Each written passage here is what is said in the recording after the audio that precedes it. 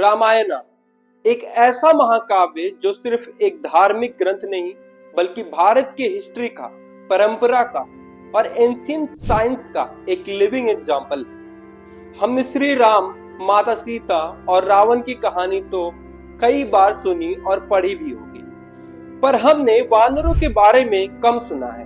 हम सभी सुग्रीव, बाली और अंगद को जानते हैं, पर वानर आखिर कौन थे?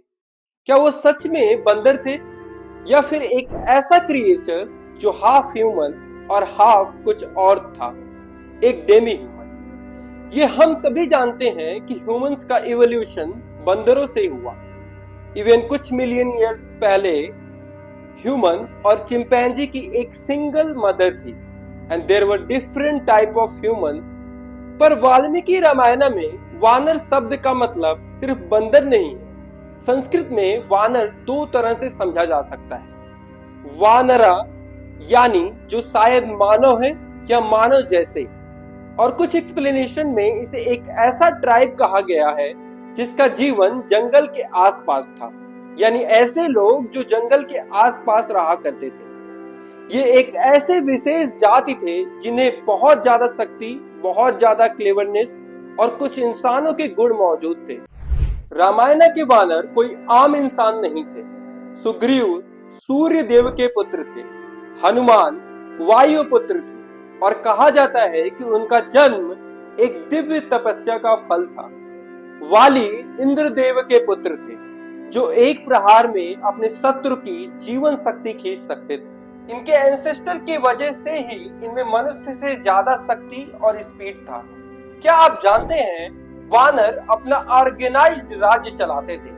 किष्किंधा उनकी राजधानी थी, जहां एक सभा होती थी, मिलिट्री था, राजनीति के नियम थे। सुग्रीव और वाली के बीच जो संघर्ष हुआ वो सिर्फ शक्ति का नहीं बल्कि राजनीति और न्याय का प्रश्न था, और ये सब कुछ एक सोफिस्टिकेटेड समाज की तरफ इशारा करता है जो बंदर नहीं समझदार प्राणी थे।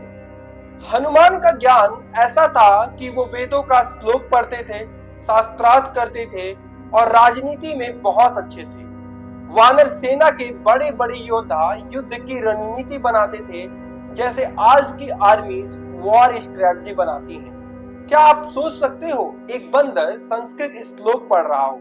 यानी ये एक इवॉल्व्ड स्पीशीज थी जिसमें भाषा, ज्ञान और संस्कार थे।